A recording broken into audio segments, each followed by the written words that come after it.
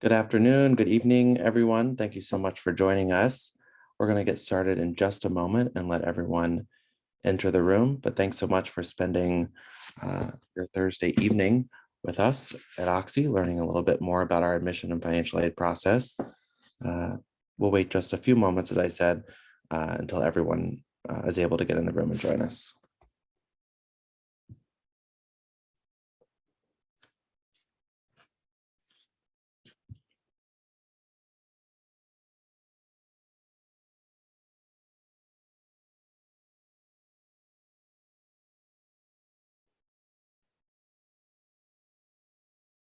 For those of you just joining us, thank you so much for taking the time out of your afternoon and evenings to be with us. We're just going to wait a few more seconds to allow everyone to get logged in and join us.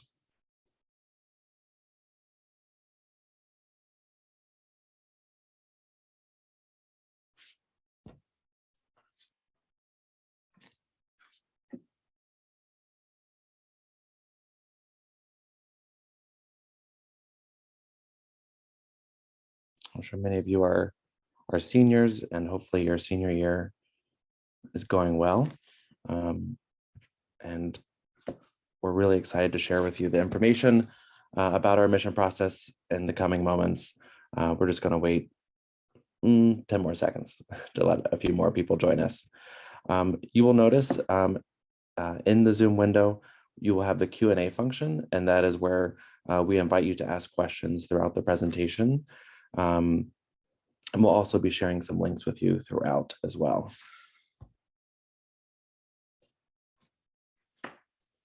Great. I think we're going to go ahead and get started. My name is Charlie Lazier, and I'm the Dean of Admission here at OXY.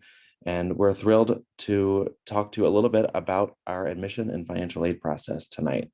Right here is what we're going to cover in the next 45 minutes to an hour.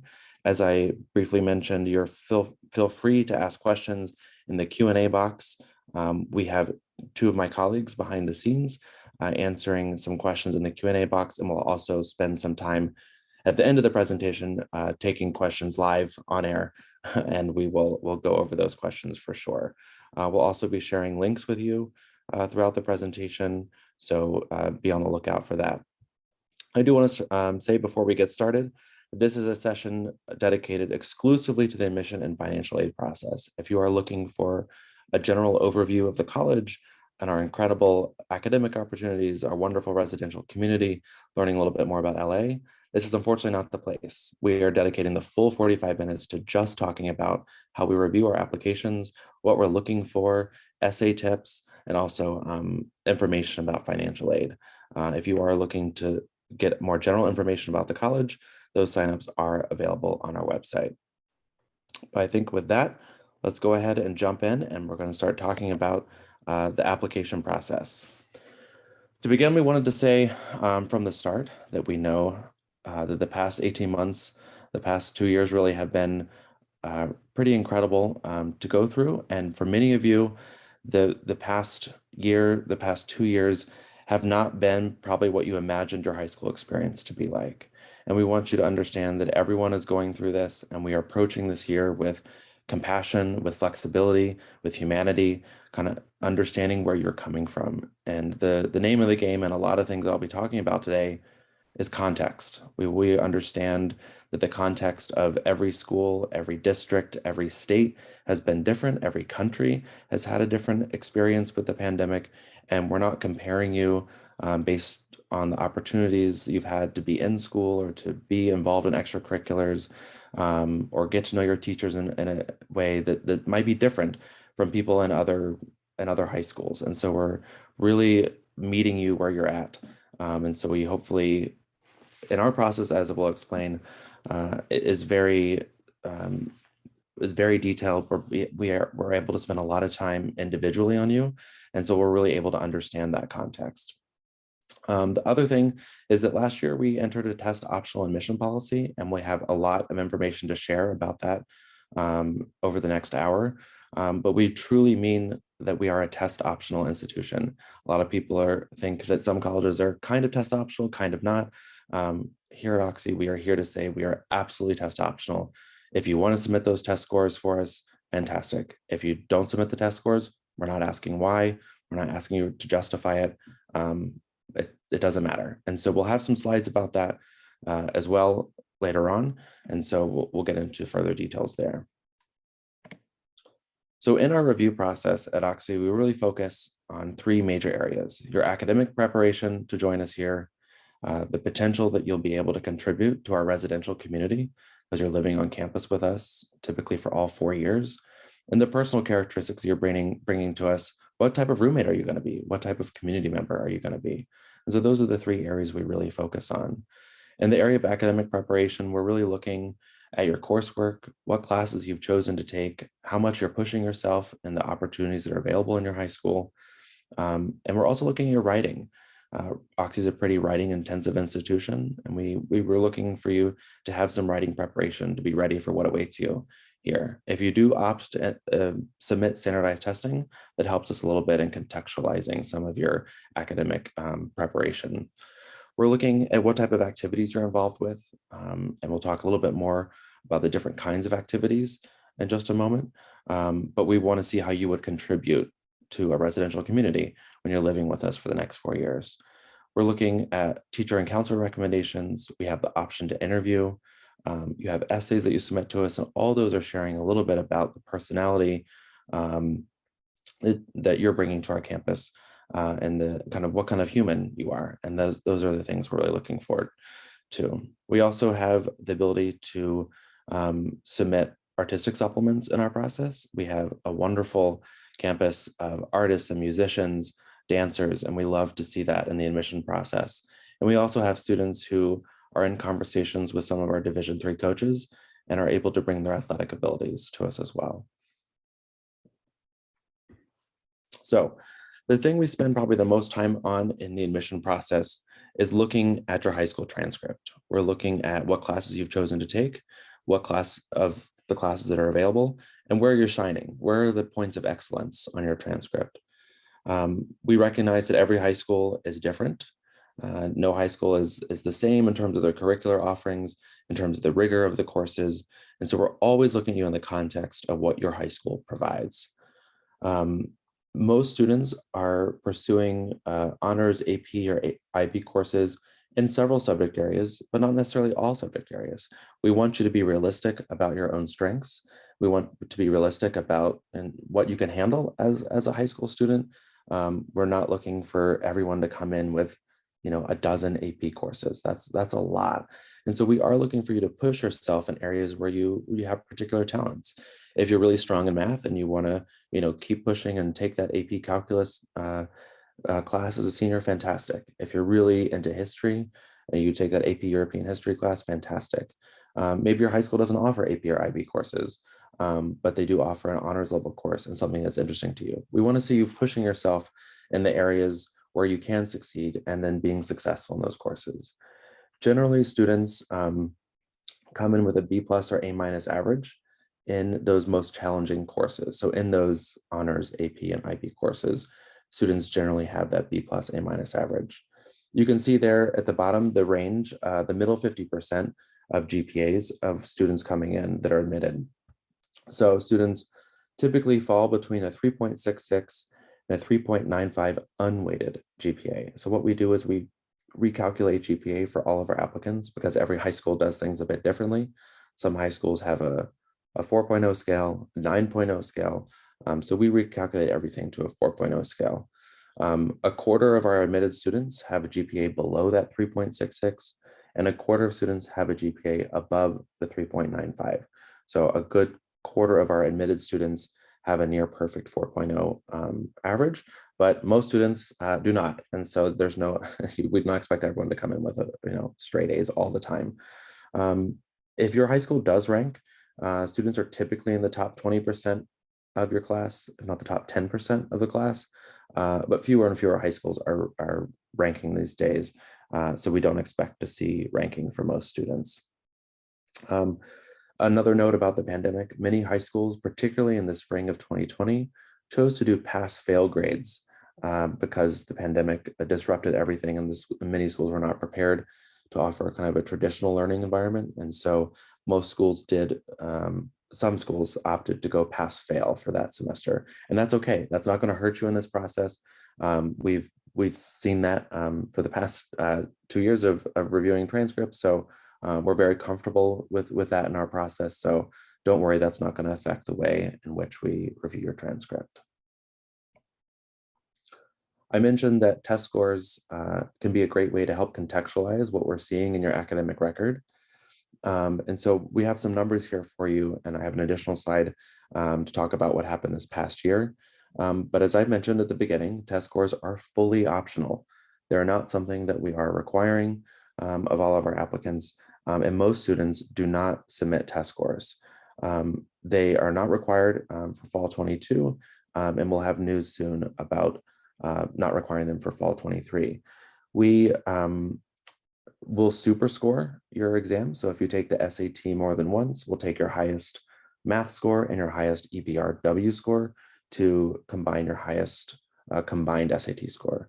Same goes for the ACT. We will take the highest section score and recalculate a composite score. You can see the middle 50% ranges there. The median SAT of admitted students was 1460. Most students that were admitted to Oxy fell between 1400 and 1510. And the ACT median is 32, and most students that were admitted had between a 31 and a 34. An important note here is that what happened at every college in the US over the past year is that medians moved up because students with lower scores typically were not submitting those scores. So when the lower end of the scale is not submitting their test scores, every school's medians are moving higher and higher and higher. So a general rule of thumb is students often will submit scores if they fall in the middle 50%, but that's not required. If you fall below that, remember 25% of our students who are admitted do have test scores below that 1400 or below that 31. And 25% have above the 1510 or above the 34. I can't emphasize this enough that test scores are truly optional in this process. So you should work with your high school college counselor to get advice on whether you should submit your scores to the schools in which you are applying to. If you do have the SAT 2 results or AP scores, we love to see those as well. The AP scores can be particularly valuable. I always give the example of maybe there's a really mean biology teacher at your high school, and the biology teacher doesn't give A's to anyone. Everyone, the kind of the highest grade you can get is a B, but everyone gets a 5 on the AP bio exam because it's such a rigorous course. So that would be a great example of maybe a reason to submit your AP scores that you've completed through your junior year to give us a little bit of insight into your success in those AP courses. If you don't want to submit AP scores, no worries. Once again, you have the option to not submit test scores. So this is what happened last year. This was our first year of being test optional for the entire applicant pool. In 2019, we did introduce a test optional environment for our international applicants because it was so hard to access the SAT and ACT outside of the United States. Then the pandemic hit, and it was pretty much impossible to access the ACT or SAT anywhere. And so we have become a test optional institution, and there is no plan to return to becoming an institution that looks at standardized testing. In fall 21, so this entering class of the applicant pool, only 38% decided to submit test scores. And if you look at who was enrolling this fall, it's exactly the same. 38% submitted test scores. So test scores can be a great addition to your file, but there's no pressure in which to submit them. So if you took the test and don't love that score, don't feel that it represents your talents and abilities, then there's no pressure to apply. Most students there's no pressure to submit them. Most students are not submitting testing when they're applying to Oxy. So now that we've got the numbers out of the way, we've kind of talked about the academic preparation, the markers that we're looking for your success. This is the fun stuff. This is the stuff we get really excited about when we're reading your application. We want to see what you're involved with, what you're passionate about, how you're engaged with your community, with your high school.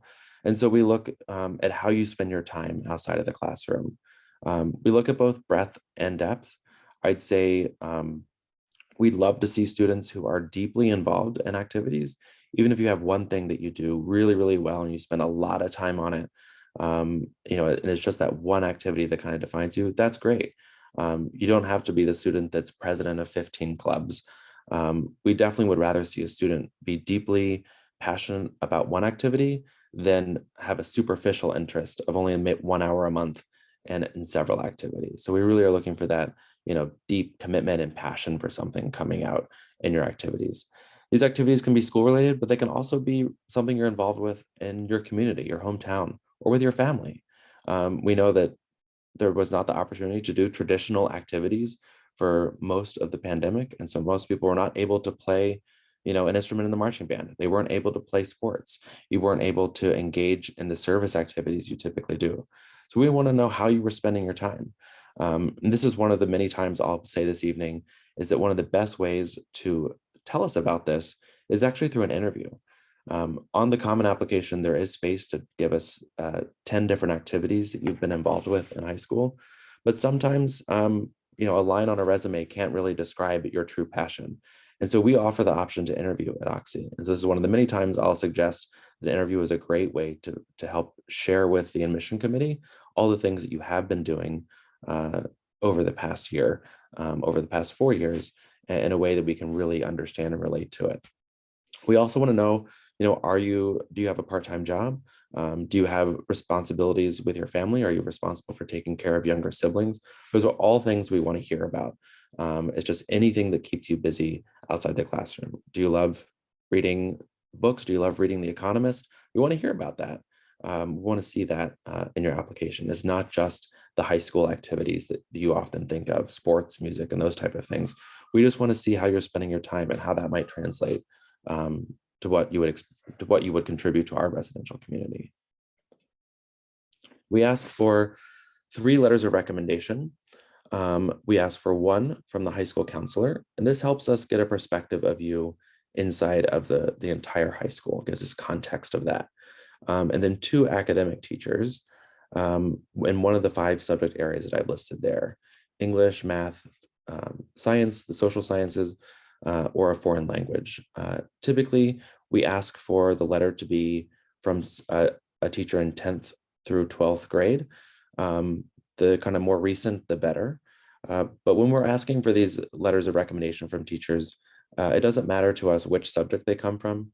And we often suggest that it doesn't have to be the class where you get the highest grade. Sometimes the most valuable letters of recommendation are from teachers who know how hard you've worked in a subject area, how much you really showed up to office hours, or stayed after school to get that extra help, and how much you persevered and really succeeded in that subject area. The other letters of recommendation that are really helpful are from teachers that just know you as a person, that know you as a human. So maybe one of your teachers is also your NHS advisor, or they help out with the school orchestra, and they know you, in that way as well. So they're teaching you math, but also involved in other parts of the school community. Those letters can be really valuable as well, because they can talk about you, not just as a student in their class, but as a human and a contributor to the school community. And so those elements of a recommendation letter we find to be really valuable. We will accept additional letters of recommendation beyond the 3 that we're requesting above, but they should be really different kinds of letters of recommendation. So we don't advise you to ask every one of your high school teachers to get letters of recommendation, because that's not going to really help you in this process. We're really asking for 2 academic subjects and then the high school counselor. If you want to submit a letter of recommendation, perhaps from a music teacher, an athletic coach, someone who's known you your whole life, a religious, if you're involved in your church or synagogue or something like that, someone that can talk about you again as a community member, maybe a part-time job employer, that might be a different perspective to add, but not just adding a 3rd teacher to that lineup of academic recommendations. Of all the things that we consider, someone else's ability to write well about you is not going to make or break your application. It's your voice, your contributions, your academic record that's going to drive our decision. Someone else's ability to write, nice things about you is probably near the bottom of the list of the things that kind of make or break an application. So don't stress out too much about recommendation letters. Most people in your life have nice things to say, and they're going to share those nice things with us in the letters. All right. Getting into the essays.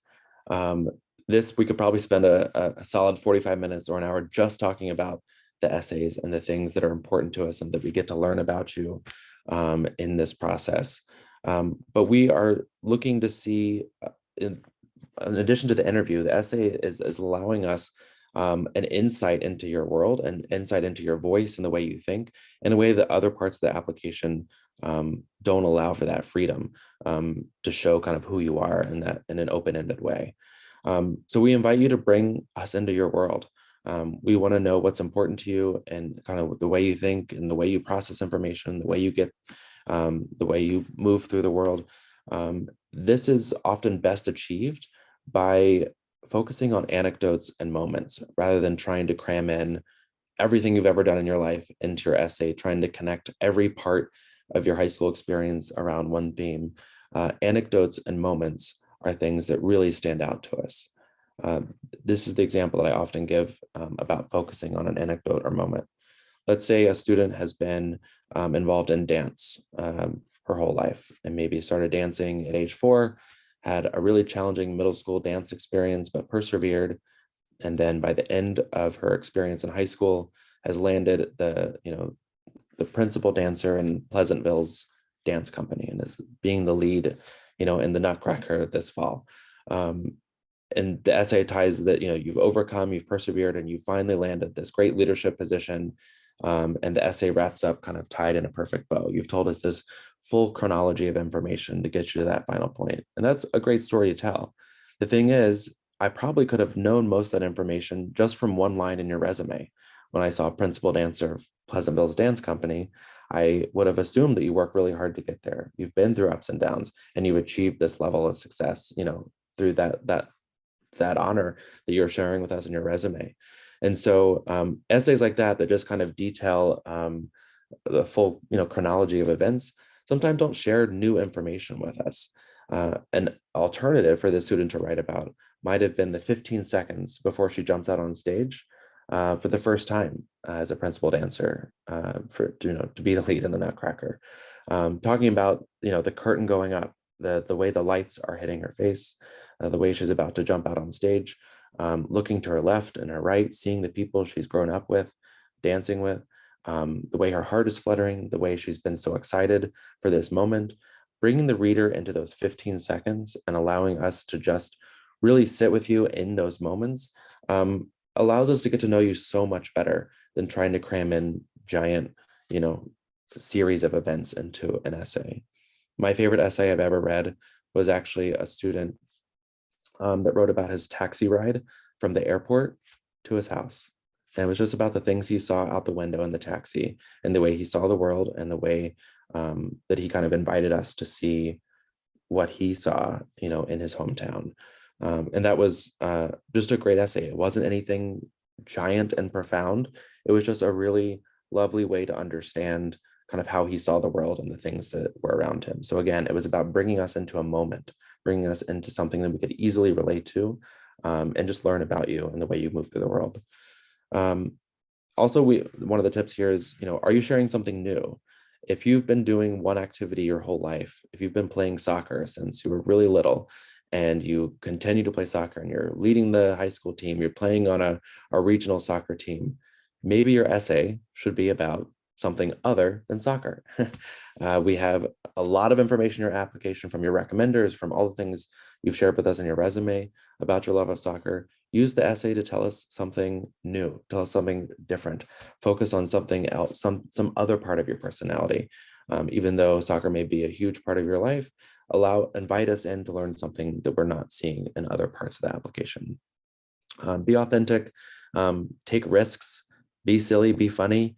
We're looking, it's not your job to entertain us, but it is, we invite you to have fun with this. In the common application essay, there are 7 prompts to choose from, and you can choose, whichever one you most identify with. There's not one that works better or worse than others, but we just invite you to write, what's interesting to you. And also remember your audience. The people who work in admissions are not 80-year-olds with monocles who have no senses of humor. You'll often find, typically at small liberal arts colleges in particular, that you'll have two readers on your application. The first reader is often someone who is a recent alum of that college, so not too far removed from your own life experiences. And the second reader has a bit more experience of working in admissions and perhaps a little bit older.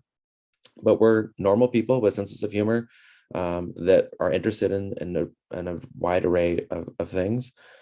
So feel free to, again, take those risks, be funny, and don't feel like you have to be so serious and profound in these essays. You're not writing to, your grandparents necessarily. You're writing to people who are of all age groups and are interested in learning about the things that are important to you. As with most colleges, we will ask you to reflect on a few things and our supplemental questions that are very OXY specific. And so I'm going to walk through those. And these are a great way for us to learn about you and your match for OXY, your fit for OXY, and kind of, as we're not quizzing you on how well you know us, but we're allowing you to certainly tell us the things that are important to you and how those might be well aligned with an experience at OXY. So the first question is, why are you applying to Occidental? What are your curiosities, and why do you think OXY is going to be a great place for you to see those play out? This is 200 words, and you can talk about anything. You can talk about a great tour guide. You can talk about a really interesting alum you've met. You can talk about certain programs that OXY has that are inspiring to you, that you're really excited to be a part of. We're just looking to see you connect what you're interested in with what's available at OXY, and to show us that you see the match and the fit for your own interests. There's no wrong way to do this. There's definitely most schools are asking something similar to this. So my advice for this is, if you are applying to multiple schools in the same city, don't necessarily reuse the same essay for each school, because you want to make it a little bit more specific. So if you're writing this for OXY and you can replace the name of another school in LA in your essay, maybe get a little bit deeper in your reasons for applying. If you're applying to other small residential colleges and you can replace the name of OXY in your essay with any other small residential college, again, maybe dig a little bit deeper and making those connections about why you'd want to be at OXY. The second question I think a lot of students get nervous about, because we're inviting you to tell us something that's silly and quirky and off the beat path. What's your idiosyncrasy? What's something peculiar about you? I think another way to think about this question is, what do your friends give you a hard time about? What do they poke fun at you about? That's what we're getting at here. We're inviting you to kind of I think the application process can be so formal at times that we're inviting you to kind of drop those formalities and tell us something goofy and silly. Our student body is so fun-loving and quirky and appreciating of each other's interests. We want to see, like, what's something quirky or silly that you're willing to show us in the application process. We're not looking for you to be profound here. We're really truly looking for you to share something with us that is something silly or goofy or peculiar that you find about yourself. The next question is the longest of the three, and we invite you to pick one of the three topics that we have laid out here. So there's a lot of words on this slide, and all of this, of course, is available on our website. But you will pick one of these three topics to discuss in your third essay. The first one asks you to reflect upon the fact that every student at OXY will complete a senior comprehensive project, and research is such a central part to the OXY experience. We ask you to reflect on, if you had the resources of a place like OXY, what's something you'd love to research? You don't have to have your research plan laid out. You don't have to have, your hypothesis yet. But what's something that you nerd out on? What's something that you really get excited about and you just love to dive in and research as much as possible? That's what we're asking you here. The second question is to reflect on a current event or a social movement that's happening in a place that's important to you. That place could be your hometown. It could be a place where you have family. It could be a place where you spend vacation time. But kind of reflecting on a social movement or an event in that place and how it affects you and kind of how you see that playing out, and sharing that dynamic with us. We're interested in seeing how you might respond or engage with a current event or social movement. The last question asks you to look at OXY's mission. And we really emphasize the value of community amidst diversity here at Oxy, and we ask you to reflect on that connection. What do you see as important in a community, and how do you see your own perspectives in a diverse community adding? So we're asking you to kind of reflect on the mission of the college. And again, so you pick one of those three.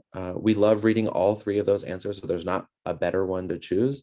All three are really exciting for us to read about. And so any of the three that you choose, any one of the three that you choose will be a great choice. And the next two questions are meant to be for fun. Again, not to stress you out. These are totally meant to be for fun. The first one is, what song would you play for your roommates on move-in day? Telling you a little secret at this point, we actually just use this to make a playlist for all the incoming students that arrive at Oxy. So it's not to judge you and your musical interests. It's actually just to help introduce you to your peers when you get here in the fall. And we actually create regional playlists and things like that. So it's just a way for you to get to know your classmates based on your musical interests. The last question, if you had your own food truck or restaurant, what would it be called? We have a really incredible food scene here in Northeast LA, and a lot of food trucks that are really right near campus, walking distance to campus. And so students really enjoy the food trucks in Highland Park and Eagle Rock. And we ask we're kind of getting at, what's your favorite cuisine? Or maybe if you're punny and funny, can you kind of play on words with your name or the cuisine you're interested in? So we love to see you being funny or punny in this answer. And one of the fun things that we do with this is that we actually create artwork with our students of food trucks or restaurants that are really creative in their name.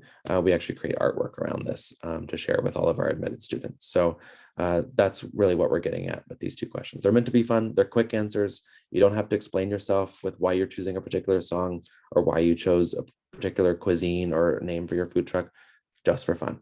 So that's just trying to add a little bit of a fun element to the Oxy questions.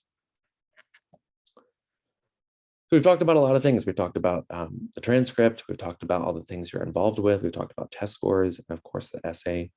I will say once again, we offer interviews at Oxy, and those students who choose to interview are typically much more likely to be admitted than students who do not interview. It's because we get to hear you talk about all these other things that are in your application. The interview allows us to really make that connection with you. So choosing to interview with us can really be helpful for us to get to know you. And it helps us in our really meticulous, holistic review process. I'm sure you've heard the word holistic review before at other institutions. This is definitely employed at most small liberal arts colleges. What this means is we don't have cutoffs. We don't calculate a GPA and look at a test score and then slice off half of the applicant pool. We're looking at every student and all that they're bringing to us. And we're weighing a lot of different things, the personal characteristics, what you're involved with outside the classroom, your academic preparation, your writing, all the things that you're presenting to us. We're looking at the whole of that in application and not just one number in there. So it's time intensive, but we believe this reflects what type of experience you're going to find here at Oxy. We're spending a lot of time getting to know you in the application process, and that's we believe reflective of what's going to happen when you get here. You're going to have a really personalized experience. You're not going to be a number amongst thousands of students. We really try to make this admission process feel like the sense of community that we have here on our campus. And so we have, as I mentioned, 2 readers that will read your application, and each read will take about 20 to 25 minutes. So about 45 minutes is spent getting to know you as an applicant before you even arrive to a committee conversation.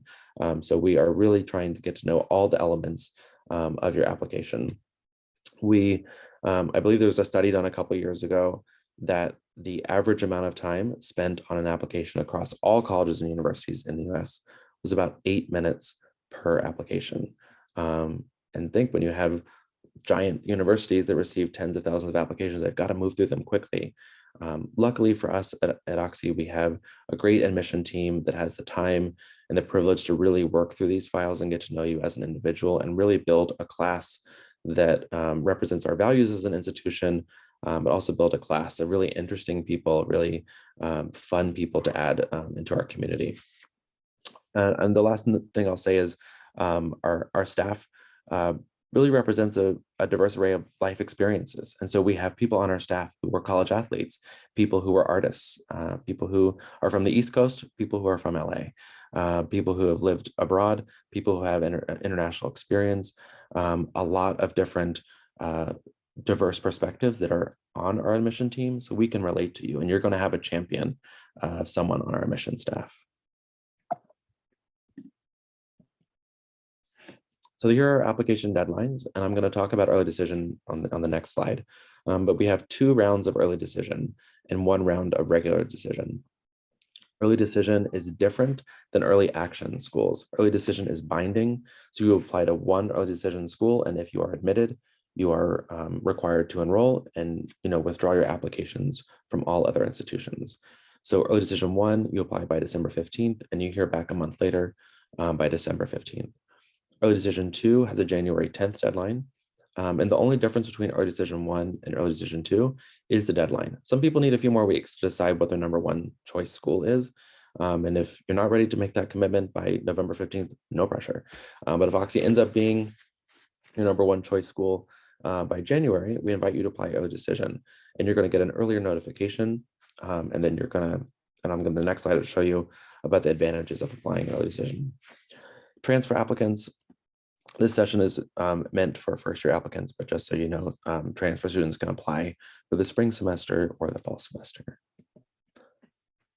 So an early decision, as I mentioned, is a binding agreement that you're making. About 1/3 of our seats at Oxy are reserved for ED1 and 2, and then 2/3 of the seats in the class are reserved for regular decision. As I mentioned, the only difference between the 2 rounds of early decision are the dates. Some people are ready to tell their first choice school in November that they want to be there. Other students need a bit more time, or perhaps are taking a really rigorous load of courses in their senior year and want to show us how well they're doing. And so they want that full fall term of grades to be able to show to us. And so they might prefer to apply in a January date, so they have a whole semester or fall quarter to present to us in the application process. The benefits of this is you get to know sooner. If you apply by ED1 or even ED2, you're going to spend most of your senior year knowing where you're going to college, which that can feel great. It's a smaller applicant pool. We only see about a few hundred students apply to us in early decision, but several thousand apply to us in regular decision. We do have higher admit rates in early decision because we love to fill our halls with people who really, really want to be here. And so on the next slide, I'll show you the difference in admission rates. If you are looking to leverage athletic or artistic talents, so if you are a college athlete or an aspiring artist and want to share that with us, these can come into play a lot more in early decision than regular decision. If you are a college athlete or an artist, there's no requirement that you apply in early, but we're able to look at this a little bit more in terms of determining our rosters for various sports and determining the needs of our music and theater groups on campus. We can be more precise in filling those needs in early decision. So students often choose early decision if they are applying as a college athlete or submitting kind of additional artistic talents. Like I said, we also consider artistic talents and athletes and regular decision, but I think it has a bit more weight in early decision, is why we mentioned it there. The downside to applying early decision is you're unable to compare financial packages between institutions if you are applying ED. So I'll talk a little bit later in the financial aid section about what the net price calculator is. And that will be important to kind of understand what type of funding we'd have for you at Oxy. So that's a great thing to pursue to help understand the financial aid package in advance of applying. And so again, we'll talk about that a little bit more. So we try to be as transparent as possible at Oxy and everything that we are doing in our admission process.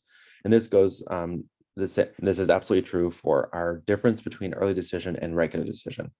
Typically, our early decision admit rates are closer to 50%, and our regular decision admit rates are closer to 35%.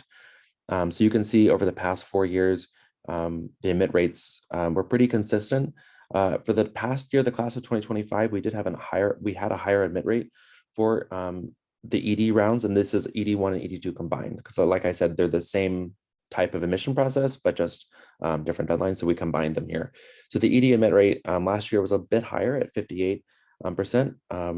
We think maybe the pandemic, people were looking for a little bit more security, and we're ready to decide a little bit sooner in the process. And so we had a really strong early decision applicant pool and admitted a few more of them. And also that filled a few more seats in the class. So as I mentioned, about a third of seats are filled in ED. So you can see the final row there, the percentage of the class that we fill each year in ED. It varies between about 30 and 35% of the class will come in early decision, and the rest of the seats are filled in regular decision. This kind of wrapping up about the admission process. The admission office does award merit scholarships, and the financial aid office covers need-based assistance. At Oxy, you don't have to apply separately for merit scholarships. You're automatically considered just by applying for us. And whether you apply in early or in regular, we are going to consider you in the same way. We're looking at your academic ability primarily in determining these merit scholarships, what you've achieved academically, but we also look a little bit at your activities and what you're involved with outside the classroom, but primarily we're looking at academic ability. Test scores are not required in the merit selection process and really are not a huge factor in determining merit scholarships anymore.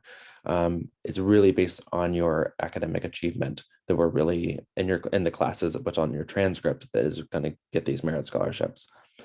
We're very upfront that most of the money we have at Oxy is reserved for need-based assistance. So our pool of merit money is actually much smaller than many of our peers because we do have so much of our money reserved for the need-based assistance. That said, about 20% of the applicant pool will be awarded a merit scholarship, and those range from $10,000 to $30,000, and they're renewable each year for 4 years. And so we do have several students that come in with a nice merit scholarship, recognizing them for their incredibly impressive academic record. These are just a few tips on the admission process that I'll walk through. Be sure to follow directions and submit everything we need. We have a cohort of students that is always missing 1 or 2 documents that come January or February, we have to track them down. So just make sure that at each college you're applying to, you're aware of how many letters of recommendation are necessary, et cetera. The second, we really respond, we communicate with you via email. Is our primary form of communication during the application process. And so I know many of you will probably have your inboxes flooded with colleges trying to get your attention, inviting you to open houses and inviting you to apply. So one piece of advice that I thought was great was maybe create a separate email address just for your application process. And so this is an email address you might use specifically when you're applying to schools. So you can check that email inbox every day in case a school's trying to get in touch with you to tell you that we need an additional piece of information, or these are the dates in which we're going to be notifying you of our decision. So it doesn't get lost in your email inbox with all the other things that are coming into your life. Also be careful, many of you who use school email addresses, if your high school has an email address, a lot of your schools have pretty strict spam filters. And so they'll often block messages from colleges and universities. And so just be careful when you are using an email address in the application process that we don't recommend using your school email address because it will often block the messages when we're trying to get in touch with you about missing documents and things like that. We want to make sure you're able to access that. Apply on time, definitely apply by the deadline dates. But my advice here is you don't have to apply on the deadline date. Our January 10th regular decision deadline is actually when most students press submit on the application. 50% of all applications come in on January 9th and January 10th. So this is my request to you. You do not have to wait until the final hour to press go on that application. We don't want you to panic if something goes awry in those final 24 hours. So give yourself a few extra days to submit. So don't wait until the very last 3 hours to submit.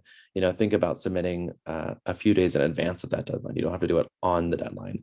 Make sure to proofread if you're applying to several colleges and you're copying and pasting between schools. There's nothing more frustrating to read in your Why Oxy essay. I can't wait to spend the next 4 years in Seattle, or I can't wait to spend the next 4 years in Boston. So be careful when you are copying and pasting between different institutions. I think it's also important to have conversations with your family about setting up boundaries. What are we going to be talking about colleges at Thanksgiving? Yes or no? Are we going to, how are we going to approach the decision process? Are we going to open the letters together? Are we going to open letters separately? I think it's important to set those boundaries so it doesn't cause unnecessary friction with your family when you start receiving your decisions later in the process. Remember that this is one of the few times in your life that you get to really find out who you are and what you value in the world and what's important to you. And so as stressful as this process can be, try to enjoy it and try to allow yourself to be reflective on what's important to you. And do your best to kind of enjoy this process as much as possible. And whatever the results are, whether you're applying to Oxy or applying to other schools, remember that decisions by a room of strangers who are reading your essay and looking at your transcript is not a judgment on your value of worth as a person. I always give this very silly example that, maybe you're a tuba player. You have no idea how many other tuba players are applying to Oxy that year. We can't have hundreds of tuba players on campus. So we're also looking at an applicant pool, that has a variety of different offerings as we try to build that class. So our decision rendered in an admission process, should never be taken as a value statement of you as a human. So we're going to go move into financial aid. We have about 15 minutes left together, so I'll go through this pretty quickly, and then we'll save some time for questions at the end. So we look at financial aid as a central part of making the Occidental experience possible. We use our own funding, thanks to some really generous alumni we've had over time to be able to provide really robust financial assistance, along with funds from the federal and state government. And then also we ask families to contribute what they're able to pay, so that kind of these three things in combination will be able to make Oxy a possibility for everyone that we're admitting. We also point out that we were meeting 100% of a family's demonstrated need. And so we're looking at on the next slide, I'll show kind of what we look at. But we're looking at your ability to pay for a private education, not your willingness to pay for a private education. So I think sometimes there are spaces between ability and willingness to pay. And so make sure to have those conversations now as a family about what you're able to pay and what you're willing to pay.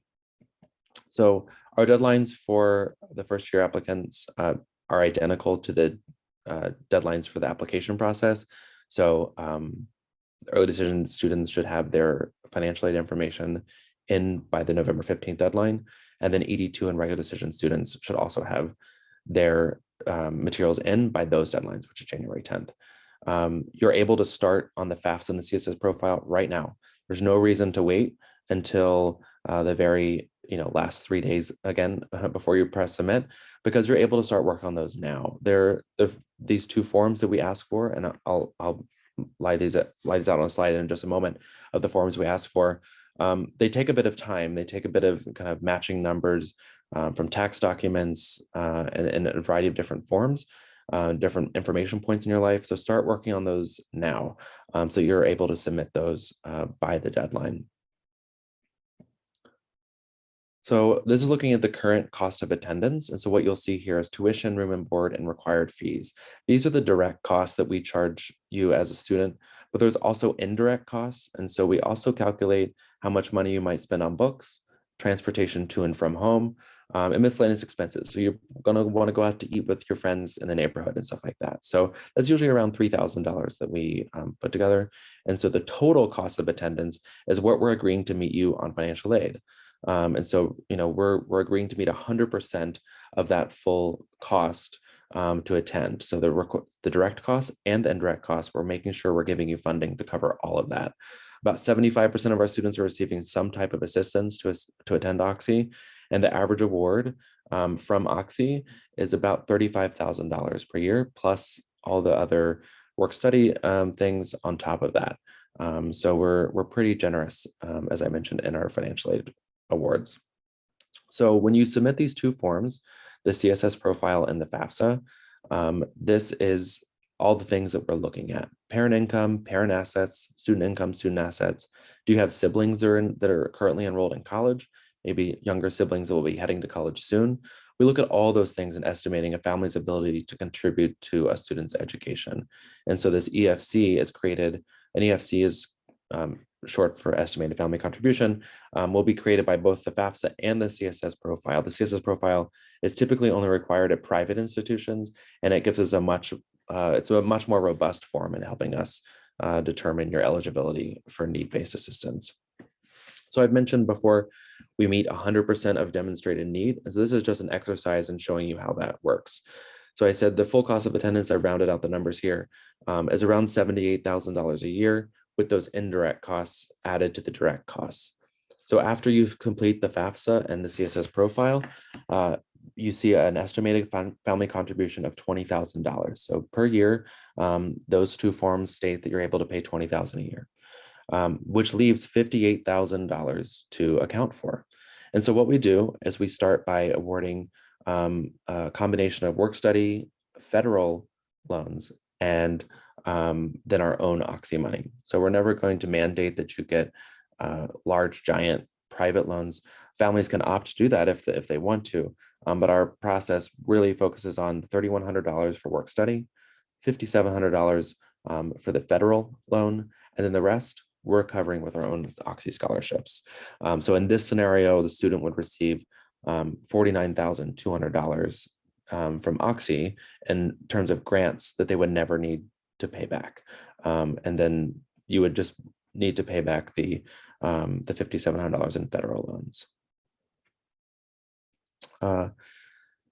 If you have any of these circumstances, sometimes it's a great idea to talk to the financial aid office about what would happen to an estimated family contribution. If your parents are divorced and remarried, that sometimes requires a bit more information. If you have a really crazy year with medical or dental expenses, or just unusual circumstances, when you're applying to us, you'll actually be submitting your 2020 tax returns. So this was a process that was changed about 5 years ago, that you're coming to us in fall 22 if you are a senior in high school now. But to make sure you can complete your forms on time, you actually use your tax statements from 2 years back. This would be the year of 2020, which was also the year of the pandemic. So many families lost jobs, had really challenging situations, a lot of healthcare costs. And so if things are different today than they were in 2020, your financial aid package may need to be updated with that information. And so you can be in touch with the financial aid office about kind of differences between 2020 and your current situation. I mentioned these forms a couple of times. We wanted to make sure that we put the actual where you find them. So the FAFSA is for all students who are US citizens and permanent residents. This is a federal form. It is free to fill out. You should never be paying. There are some scam websites out there that ask you to pay a fee to complete this information. Don't do that. This is a totally free application from the federal government. And it's a pretty quick form. It asks some basic information about household size, income, a few asset questions, but it's relatively quick. The CSS profile, as I mentioned, is required typically only at private institutions, and it's a much more robust set of questions. They changed the requirements this year. If your family makes less than $100,000 a year, there's no fee to apply for this. If you do make above $100,000, there's a small fee to submit this to each college. When you're filling out all these forms, you're also going to submit supplemental documentation. So you'll have to upload some tax documents. And we use a service called iDoc.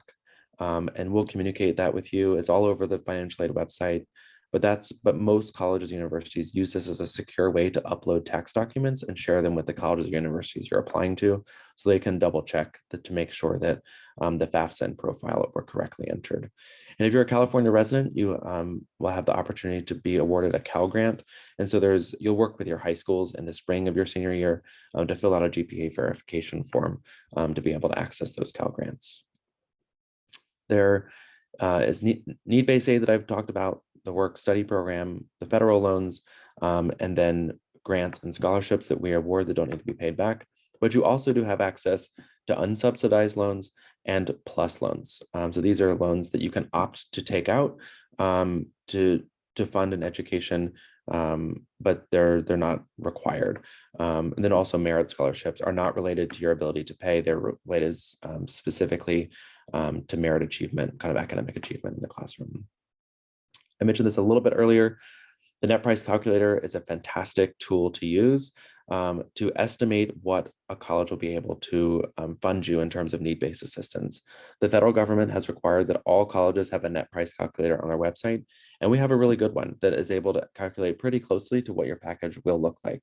It's not going to be an exact dollar amount, and of course, it's not asking every question that's on the CSS profile, So it's an estimator, it's not a guarantee by any means, but it's really useful to be able to use the net price calculator and get a sense of a ballpark figure of how much you'll be expected to pay at each institution. And so we recommend that every student fill out the net price calculator to understand what type of need-based assistance. This will not, sorry, I got the hiccups. This will not incorporate merit-based scholarships in this. And so that's the one thing you will not know about with the net price calculator.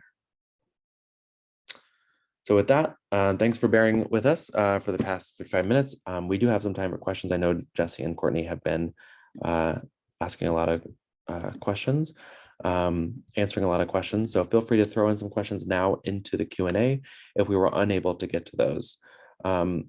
As you're kind of throwing in some questions to the Q&A now, I will end just with a few more plugs.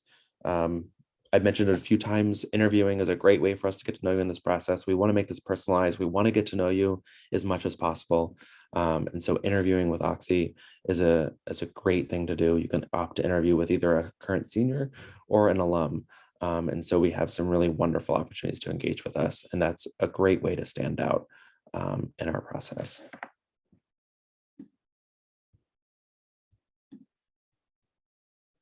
I think most of the questions have mostly been answered, so we'll stay on for another few moments if you want to throw out some questions, but otherwise we'll assume that we have answered a lot of those questions.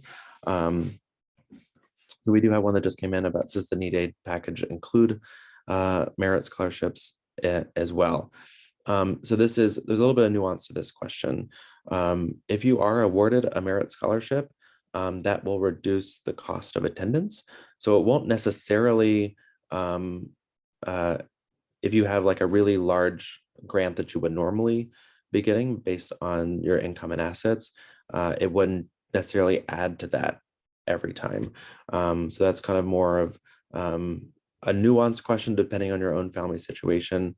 Merit scholarships are not going to increase the cost to attend Oxy, but if you're already getting a lot of grant-based assistance, it doesn't necessarily decrease it all the time either. And as I mentioned, only about 20% of our students are receiving merit-based awards. Most of our students are getting that need-based assistance. I don't see any more questions, so thanks so much for joining us today. Good luck in this application process. Have fun, enjoy yourself, enjoy this opportunity to learn about all the things that are important to you. And thanks again for joining us.